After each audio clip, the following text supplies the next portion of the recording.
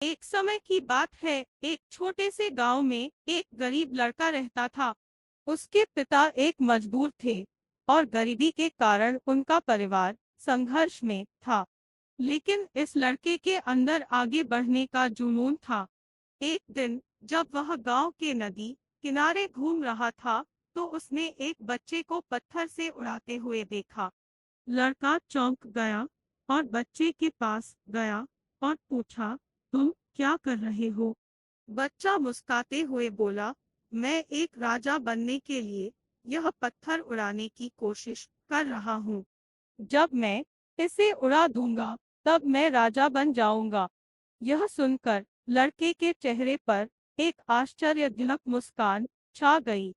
उसने बच्चे को देखकर कहा, तुम कहानी सुनाने में माहिर हो। मैं तुम्हारी कहानी बहुत पसंद करता हूँ। बच्चा मुस्कुराते हुए बोला, धन्यवाद भैया। मैं यहाँ आया हूँ ताकि आप मेरी कहानी सुनें और इसमें मेरी ताकत देखें। इस पर लड़का अच्छी तरह से हंसा और बच्चे के पास बैठा। बच्चा शुरू कर दिया, एक बार की बात है, एक गांव में एक छोटे से लड़के का जन्म हुआ। उसके घर में सभी लोग उसे नास्तिक कहकर बुलाते थे। लड़का ने हमेशा यह सुनकर रोते थे, लेकिन एक दिन उन्होंने तय किया कि वह खुद को साबित करेंगे। उसने गांव के पंडित के पास जाकर कहा, मैंने सभी लोगों से सुना है कि मैं एक नास्तिक हूँ, लेकिन मैं जानना चाहता हूँ कि क्या वास्तव में ईश्वर होता है। पंडित ने उसे एक कठोर परीक्षा देने का निर्देश दिया। उसने कहा, तुम एक कठोर परीक्षा में सफल होने के बाद मैं तुम्हारे प्रश्न का उत्तर दूंगा। लड़का परीक्षा के लिए तैयार हो गया। पंडित ने एक कप पानी लेकर बच्चे के हाथों में दिया और कहा, जब तक तुम इस कप में एक बूंद पानी गिराते हो, तब तक मेरे साथ एक देवी का नाम लेते रहो। लड़का ने पूरी कोशिश की, लेकिन बार बार पानी गिराने के बाद भी कुछ नहीं हुआ। वह हार गया और उदास होकर पंडित के पास गया।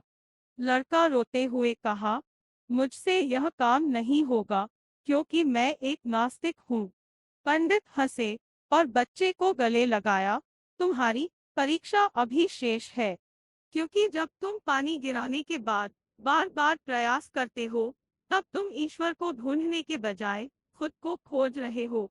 लड़का समझ गया कि जीवन में धार्मिकता की खोज में ज्ञान मिलता है। उसने फिर से प्रयास किया और एक बूंद पानी गिराने में सफल हुआ। उसे एक आभारी मनोभाव से नाम लेते हुए बच्चा ने कहा, अब मैं ईश्वर को नहीं खोज रहा हूँ, क्योंकि मैं अपनी आंतरिक शक्ति को पहचाना है। यह कहानी हमें यह सिखाती है कि सच्ची धार्मिकता व्यक्ति की अंतर्मन की खोज है।